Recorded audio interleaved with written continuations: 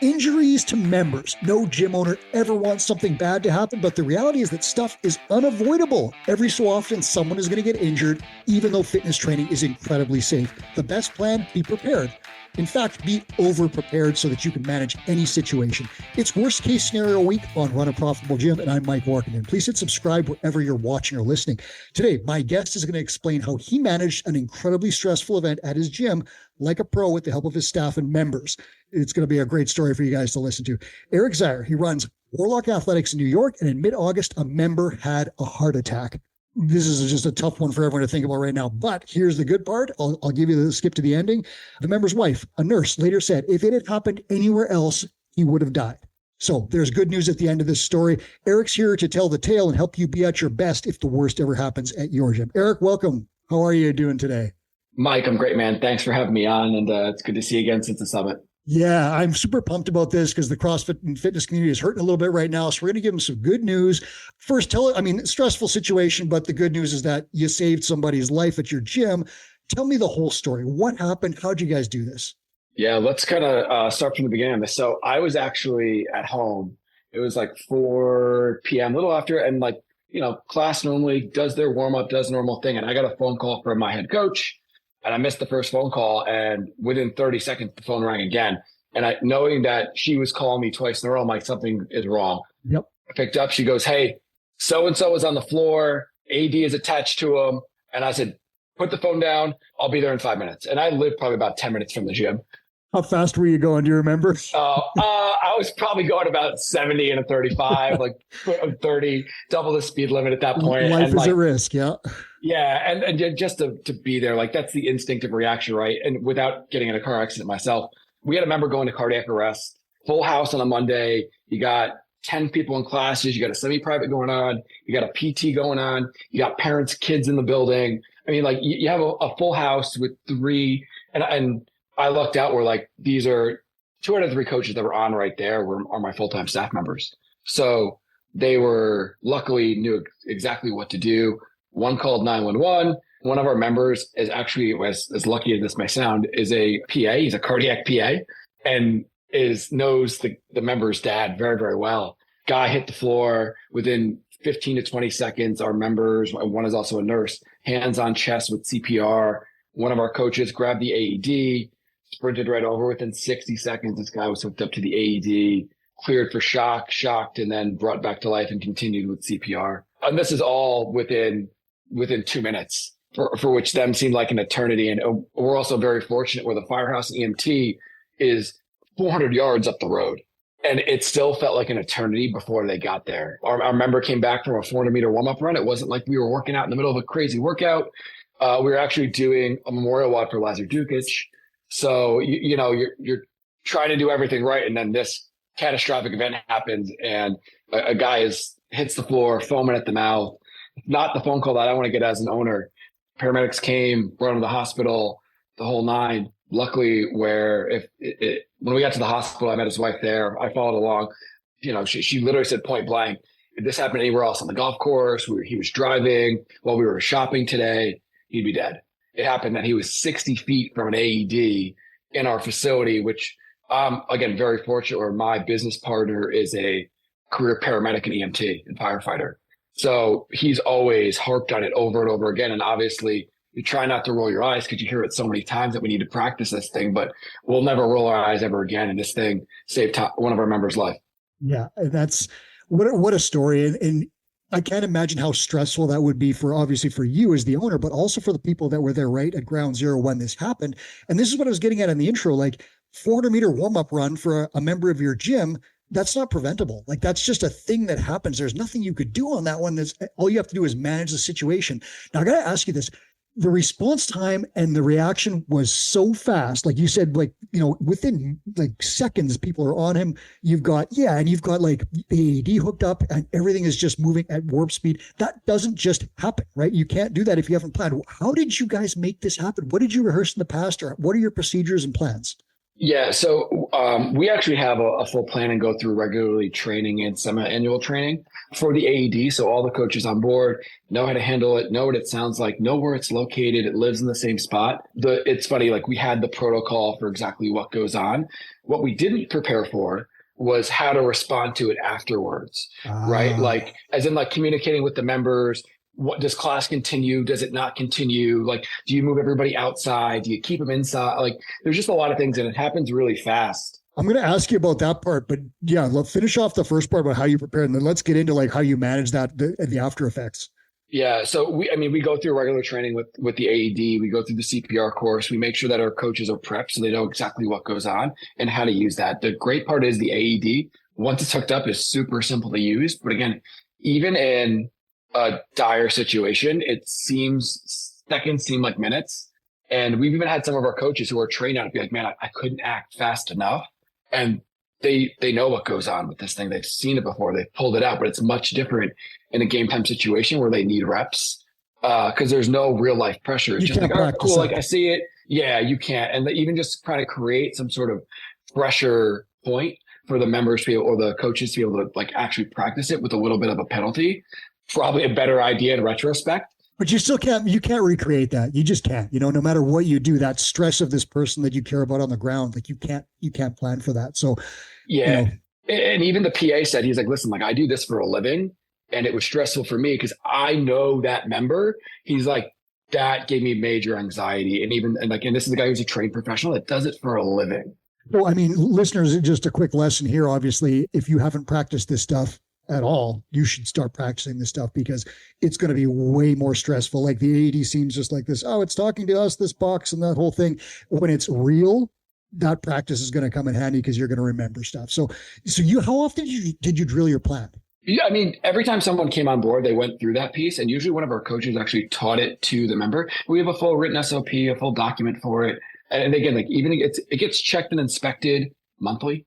So this way, like we still know that the battery is still operating, the pads are up to date. It's funny, but like when we actually opened our gym, we didn't have enough funds to even buy an AED, right? So like we're and it's not required by New York State to have an AED within a gym. You actually need to have 500 members in your gym in order to be required to have an AED. That's interesting. It's crazy. It's absurd actually when you think about it. And I was really fortunate. One of our members said, hey, listen, like, I'm going to cut you a check for $500, put that towards the AED. And that helped us significantly. So within 18 months of opening, we were able to purchase an AED. Not only that, but again, like having a paramedic and firefighter that owns the business, like, hey, like this is a top priority for us. So like it's literally sat in a box on a wall for 8.5 years. Other than like being tested and being checked monthly, it's literally sat there seeming like, man, I hope we never have to use this thing. And then when you did, the pads were current, the battery was working, your staff was trained, and you mentioned a word that I always highlight on the show. You said SOPs. No successful gym owner that I've ever spoken to does not have SOPs and standard operating procedures, rules and tasks, everything laid out. If you want to be a successful gym owner, this is essential. And in this case, it was life-saving. So, kudos to you for doing that and having this prepared. And then for having, your staff and people manage the situation when it happened, because like you said, game day is not the same as practice. And there is just no way to simulate this kind of thing happening. So talk to me now, like your staff responded 2 minutes, the whole thing goes down. Then what? Obviously, you've got a fire hauler, you said 400 meters away, right? Or 40 yards away, people who show up. But what about the rest of the people at this point? Like you got a gym with 20 people in it? And again, like systems, right? So like we actually, because we check everybody in, we use MindBody. We check everybody in. We know exactly who's in the building, right? And like, so those attendance records to make sure like follow up, is everyone okay? Like, did anyone need to leave? We have all of that stuff. But in terms of like what happened afterwards, it feels like a whirlwind. And I couldn't imagine if I had to coach afterwards and I couldn't actually like be able to help the member and help its family. And like, I could literally I had everything cleared off my plate because I don't coach any classes. I don't do any PTs, where I could literally be like, cool guys, this is how we handle this thing. I could take care of my staff. If this was before I started with you guys, when I was working 80 hours a week, it would have not only, even though it was a great turnout, it might not have turned out that way. It could have seriously affected the relationship with members and people afterwards because they don't feel like they're taken care of. But because I literally could put all of my effort into, cool, let's debrief tonight with the staff. let's debrief with the members that were in the building in our own like Zoom meeting. Let's make sure that I follow up with the member and actually be there in the hospital for him to visit, right? Like these things, if you're coaching all the time, you can't do. And because we're set up for success from the likes of you guys of what we did for the past 3 years, man, was I able to really help everyone across the board. But in terms of what went down afterwards, again, it felt like a whirlwind. If it seems like it's a little bit hard to describe right now, that's because it's exactly what it felt like. And I've shared that with a bunch of people now. I know that afterwards, basically, we went to the hospital. My coaching staff continued coaching. Talking about it afterwards, if we had to, when somebody goes into cardiac arrest, I would have just had our staff clear the entire gym and just have them go outside. This way, like whatever's going on, they don't have to witness that piece. And we've had both sides of it in terms of like, we've had professionals in terms of Dutchess County, like stress relief, or I forget the exact name of it, but like they said, hey, it would have been better if you did this. Firefighters saying, hey, it's good that you kept everybody in there so they could actually see what goes on in case it does happen again. They know how to save somebody's life. That's interesting. I wouldn't have thought that. So like we've had both ends of the spectrum. And then even for the staff being like, man, like I need to go back to coaching right now. Like, are they okay to coach right now? Like they just witnessed a member go down, cardiac arrest, foam from the mouth, be shocked back to life. Like, and my staff wasn't okay. Like it took us probably at least 10 days to kind of get back to it. And like, it was like random crying sessions throughout the week, feelings hit in the middle of a workout, and these are top level coaches, like an L2 and an L3 and another L2 that have been doing this for 5-10 years, that are seasoned veterans at this. One of them was in the Air Force, right? Like really struggle with this part. So like us debriefing as a team that night before we even put anything out to the rest of the community, massively important. Obviously the member's still in the hospital. I left for a little bit, actually dropped his car back off at his house because obviously he couldn't drive it. Debriefed with my team that night for about 45 minutes to an hour, as long as they needed to kind of get stuff out. And then my business partner and I created basically just some information as to what was going on to our members. We left the name out of the member. We stated just the facts, but we wanted to make sure that our members knew what went on so they didn't hear it through the grapevine, and provided some really clear information so there was no rumor mill, right? It also allowed us to address and let our members know, hey, listen, tomorrow night, we're going to actually have a debrief for anyone that was in the facility when it happened, so that this way we can kind of break down, we can share some stories about it, make sure that you guys are okay. We also chatted with, there's like a Dutchess County, I got to remember the exact acronym, but basically like an incident stress debrief team. And we reached out to them. They gave us some really great resources that we could share with our community. And I shared within the Tinker group. And then from there, we basically sat down with our members. I had another debrief 2 days later with our team again, checking in daily with these guys to make sure they're good to go. The member, meantime, is still in the hospital for the next 4 or 5 days, gets an AED put in, make sure he gets the deluxe version of that. But again, still checking in on him to make sure that he's doing okay in there. It was a lot. I mean, like I'm used to kind of being thrown into the fire, and as a gym owner, like, and even as a person, like this was hard. It was really, really hard. And like, I'm fairly removed from my gym where I don't have to do a ton of work in the gym. So I couldn't imagine having this happen and being a gym owner that like is in the mix of coaching everything. I wouldn't be able to handle it. Yeah. So you mentioned our Tinker program, and listeners, what that is, it's our program for top level gym owners, and Erik is in that. And what that essentially means is he's making more than $100,000 a year from his business. He doesn't have to work in the business, he can work on the business. So he's a little bit freed up from stuff. He has freedom of time. He has freedom of money. He can choose which roles he wants to take in the gym, and it can be, he can coach if he wants to, but he doesn't need to or want to, so he's doing something else. And what that does is gives you the freedom of time, which then an instant like this happens, and he can behave like a CEO would, step in and absolutely manage the situation with his partner to take care of his member, to take care of his staff, to take care of the other members that are outside that weren't involved in the incident but are still affected by it. That's why we want you to be a great gym owner, because if you're wearing every single hat in your business and something like this happens, you're going to coach the class, you're going to do the AED, you're going to have to manage all the follow-up all by yourself. It's chaotic. And we want you to have that freedom so that if something happens, or if something doesn't happen, you just want to work on your business, you can do it. So that's what the Tinker program is. And mentorship can help you get that freedom of time. Now, Did you say that you didn't cancel classes, or you kept things going after the member was taken out? We kept things going. I think if it was a different result where he wasn't shocked back to life, it would have been a very different situation. At that point, we would have shut down classes for the remainder of the day. But seeing like he was, back to life, didn't really know exactly how he got there, but giving a thumbs up on the way out to everyone. The crazy part is that one of our members who actually provided CPR, as soon as she was done, got up and just jumped right in, ready to start the workout, started kettlebell swings, like didn't even bat an eye, right? But like, again, a true professional in what she does and what he does to be able to handle those things. Would you, going back, if something this would happen again, would you continue the classes after that, even if it was a successful revival? Yes, I would have it in that situation. The only thing that we probably would have done differently is like if he went down, like I said before, moved the rest of the class outside, just to kind of like give that a little bit of space.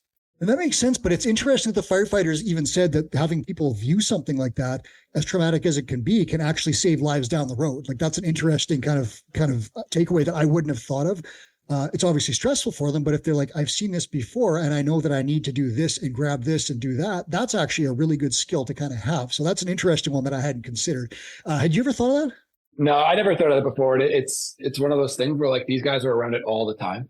Right? Like they live and breathe it. So like, again, like, I'm like, all right, that kind of makes sense. I get that piece. And at the same time, you're like, man, I still want to protect my people and my community from seeing what goes on with that. Cause it can be very traumatic. I think the other part is that I think people, at least I didn't realize, was that like our response to that was what it was. Like, again, like we lucked out where it was a really fortunate, we could have done everything right and it could have ended the other way. Right. But at the same point, the fact of how we responded with checking in our members, debriefing, giving them resources, it showed that we were a professional business.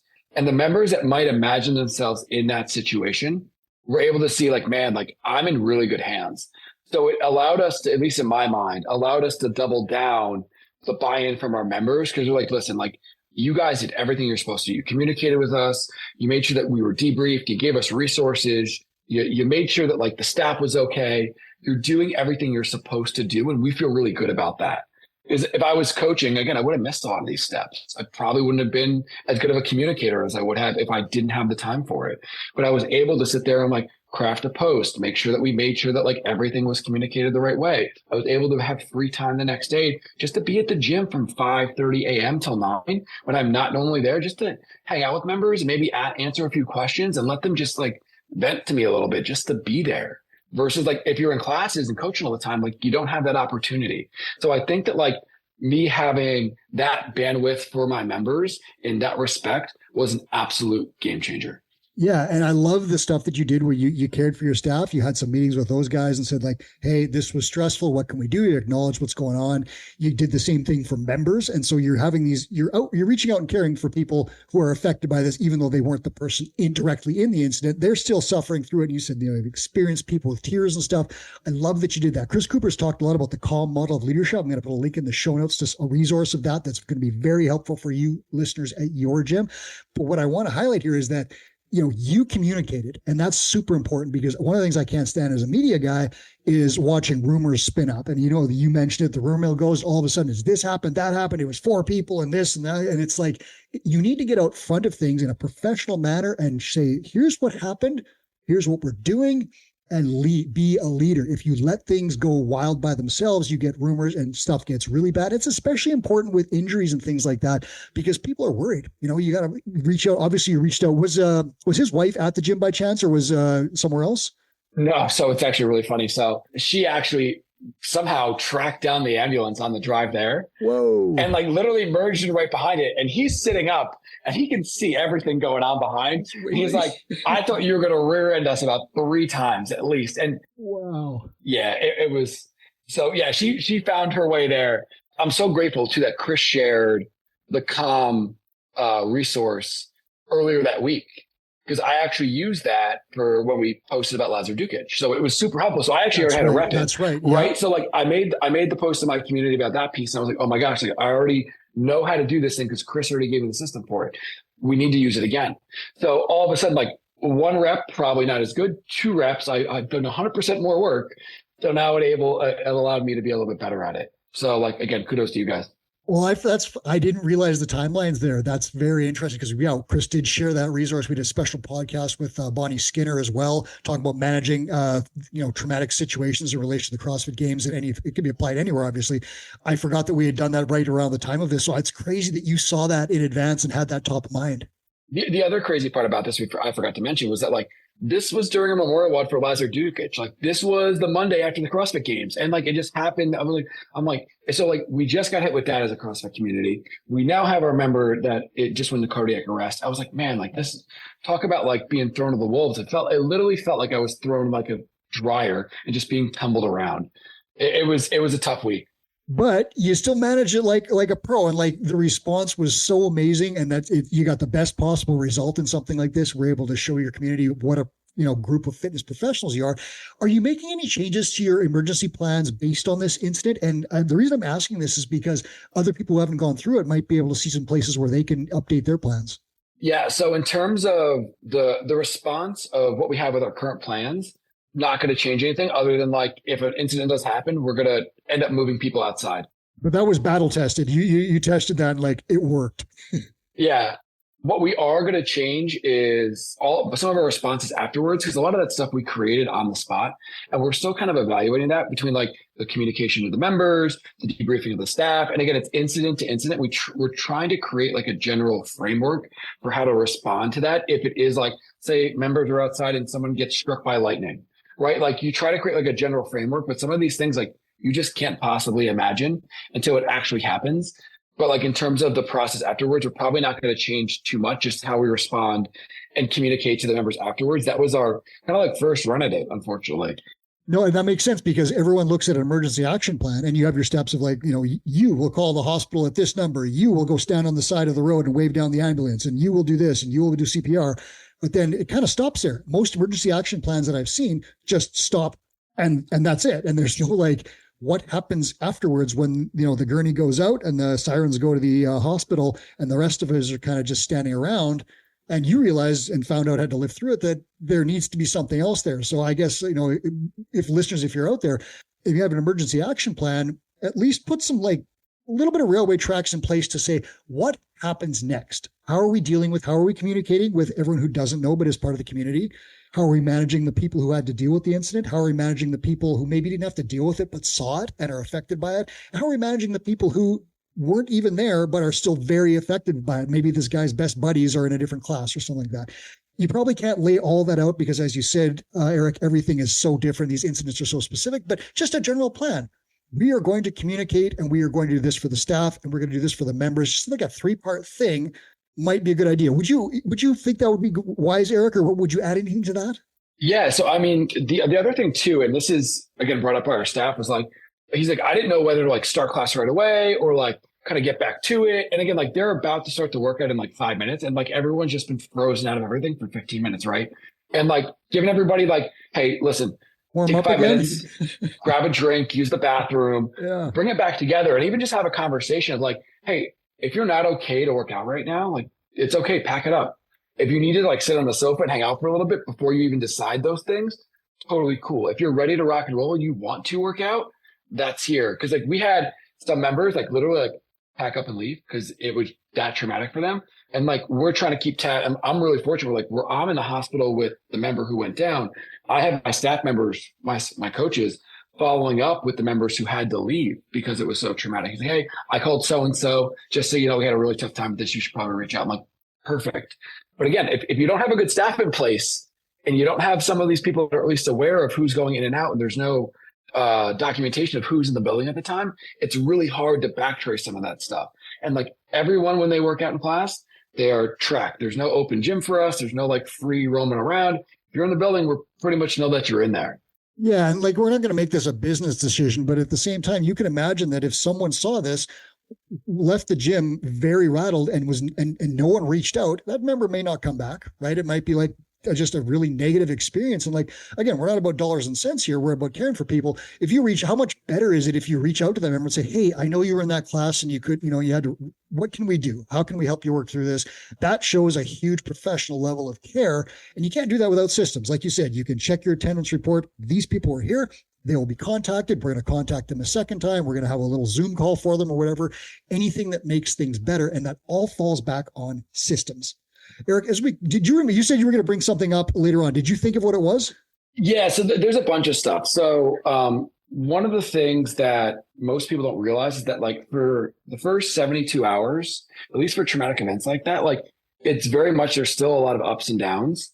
So we know with our staff that like, hey, like, listen, you guys are going to experience ups and downs. Even though we debriefed, it still might be really difficult. Basically, it takes like 10 days for you to kind of like get back to norm with that stuff. And so like after 10 days, we held another debrief to basically go, hey, listen, if you're still struggling with this, let's talk about it and show up. It also gave us a really good indication as to if we needed to help people get additional help and resources outside of just doing a debrief and talking with our team and sharing what they saw and how they felt. It raised a little bit more of not like a red flag, but like just like a pink flag that like, hey, I'm really struggling and need some additional help. Because like you said, like all of our members are people that are part of this community. We want to make sure that like they feel safe, they feel like they're okay, not something that like they need to like carry with them and that's a burden that they need to hold on to, right? So like we wanted to provide a safe space for our members to do those things. The other really great part that goes with this is that our AED is from a company called HeartSign. They're like a fairly big company. They actually donate an AED of the recipient's life who it saved. So our member actually gets to pick an organization that they get to donate an AED to. Because I didn't even realize too that like how much information is in the AED. Like the police department or not the fire department came back over. They had to export the data was there so they could give it to the heart doctor. There's like they ran like a full report off of this thing, so you can see exactly what's going on before. You can see what's going on after as they get shocked. I didn't realize that because it's analyzing heart rhythm to determine whether it can even shock. I didn't realize that it tracked that and could be downloaded. That's incredible. Yeah. So then they give that to the hospital so they can then understand exactly what went on. How long was this going? What was going on? How long? Yeah. That's critical stuff. We're also set up. So some of our members expressed like, hey, listen, like, not that I had to give CPR, but like I felt helpless. So we actually, working with the American Heart Association and some other local companies, are going to host a CPR course for our members. Like one of those things you always kind of like kick the can down the road a little bit. And you're like, yeah, we'll do it. And like my business partner used to host and run the course. And he's now in Florida. Like he doesn't live in New York anymore. So like now we're bringing somebody in to do that again. Gonna dust off Rescue Randy. Yeah, we did separate training for our staff again, just to make sure like everyone feels comfortable with it. Because some of our staff, like they've been through the training, but they might not have focused on it 100%. They check the box, but then they go, oh, wow, it's actually like a real situation. I need to be prepared for this thing. Some other really awesome stuff is that like between like Dutchess County, the Arlington Fire and the Grange Fire Department, the American Heart Association, they're actually recognizing our members with awards who saved our members' life. So it goes from this really hard, difficult piece, and it's still hard to kind of talk about, to being a really nice recognition for people who went above and beyond to save someone's life with CPR and hooking up the AED in the blink of a second. So like super excited about that for our members and our staff. And I'm imagining it must be just hugely emotional to see your dude in the hospital recovering and his wife and just like, he's still there. Yeah. I mean, like I'm not a very huggy person.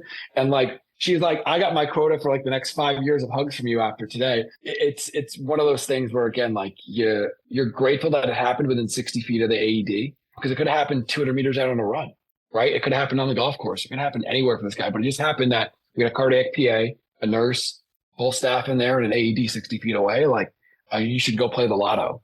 Let's close this out. What I'll give you a couple things, listeners. Check with your insurer and your local jurisdictions to find out what you're required to do, because some places require you to have an AED, and it's not, if it's not over 500 members, it's just must have one as a fitness facility or whatever. Check those local regulations. Be sure you do that. I would also recommend make sure that you have your coaches CPR certified. Make sure that's current. Erik, let's go a little bit further based on your experiences here. What are some other key takeaways, simple stuff people can do right now today to make themselves more prepared for something that would be very stressful? Yeah, it's funny. I actually wrote about this and shared a post. I'm going to just pull it up real quick. Yeah, tell us exactly. I think it's more important to be specific with it than me to kind of like read off the cuff. One of the other things, and I'm going to share this because I don't think people sometimes realize the benefit that goes with mentorship all the time, is that like financially, we wouldn't be able to be in the position that we're in if we weren't mentored by you guys and Anastasia and Ashley and Chris and everything that goes into this thing. The other really cool part is like, because we're in such a good position, we also want to pay it forward and buy another AED for a gym that's either starting off or can't afford it. So like to be able to do that for another community, whether they use it or not, like hopefully at some point they never have to use it, but if they are, they're prepared.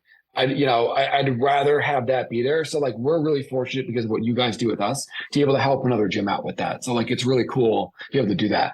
Oh, and they'll just say that that's one of the reasons. That's kind of the foundation of Two Brain. Is Chris has always said he wants gym owners to be wealthy because they're some of the most generous, caring people in the world, and they're going to use their success to help others. And Erik, I think that's living proof of it. So that's what an incredible story. And whatever gym gets that AED, I hope they never have to use it, but I'm glad they're going to have it.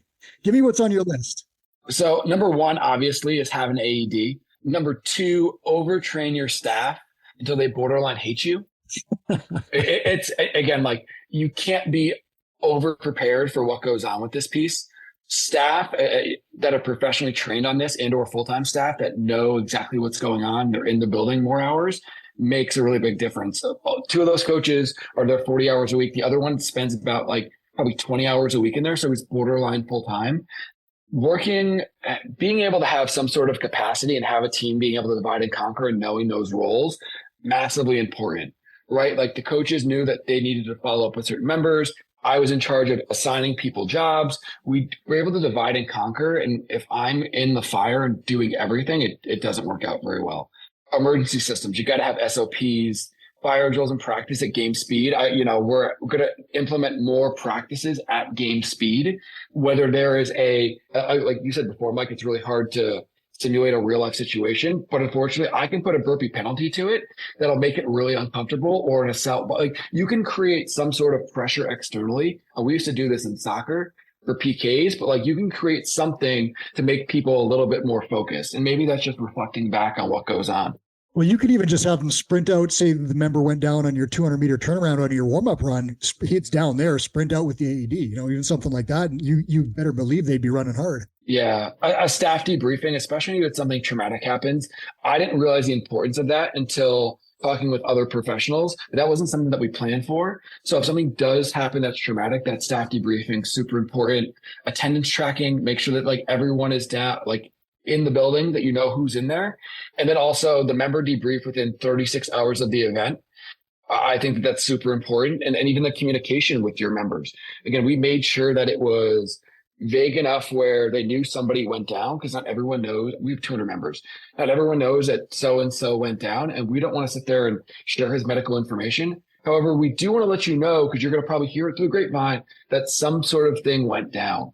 So we tried to err on the side of caution with that while still communicating really effectively. Yeah, privacy concerns, but obviously you want the rumor mill to not spin up and people to think it was my husband at home if they hear something weird, right? Yeah. And then last but not least, but one of the hardest parts that I struggle with is like, how do I thank a guy and gal who just saved somebody's life in our gym? Right. Like, I feel like I can't do enough. So trying to like, whether that's like, yeah, obviously we send a fruit basket home to our member and some stuff like that while he's recovering, but like, I can't even begin to fathom how to say, other than like, thank you, and like give them the shirt off my back for those members. But like, dude, you stepped up in a time where we most need you. I know it's your profession, and even if it's not, but like, I don't know how to thank somebody for that when it's like that much of a game changer.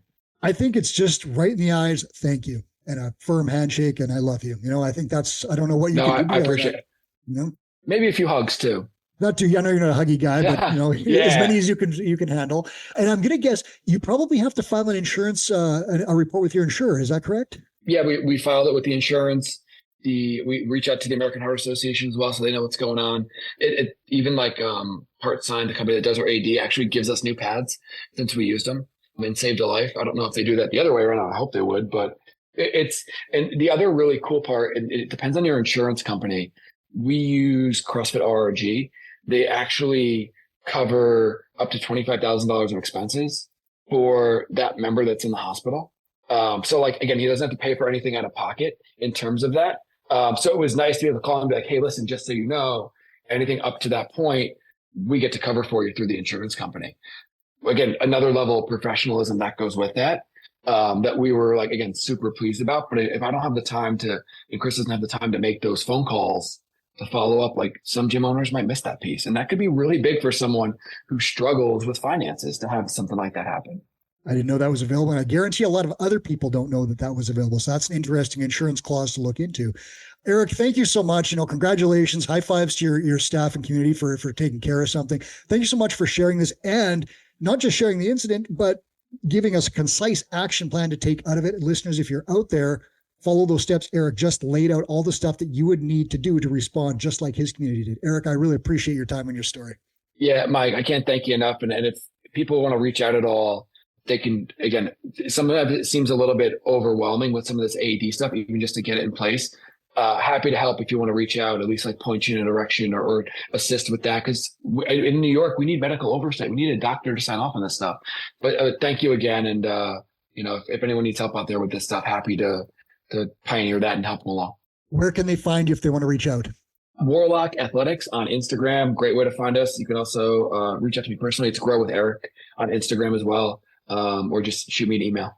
It's on the website, warlockathletics.com. If you're out there, take advantage of it. Upper level professional gym owner. His gym saved a life. If you need some help, talk to him, reach out that way. Erik, again, thank you so much. We'll have you back on the show at some point. I think probably related to some of your tinker level escapades. I'm Mike Warkentin. This is Run a Profitable Gym. Thank you so much for watching and listening. Please subscribe on your way out wherever you are. And now here's Two Brain founder Chris Cooper with a final message. Hey, it's Two Brain founder Chris Cooper with a quick note. We created the Gym Owners United Facebook group to help you run a profitable gym. Thousands of gym owners just like you have already joined. In the group, we share sound advice about the business of fitness every day. I answer questions, I run free webinars, and I give away all kinds of great resources to help you grow your gym. I'd love to have you in that group. It's Gym Owners United on Facebook, or go to gymownersunited.com to join. Do it today.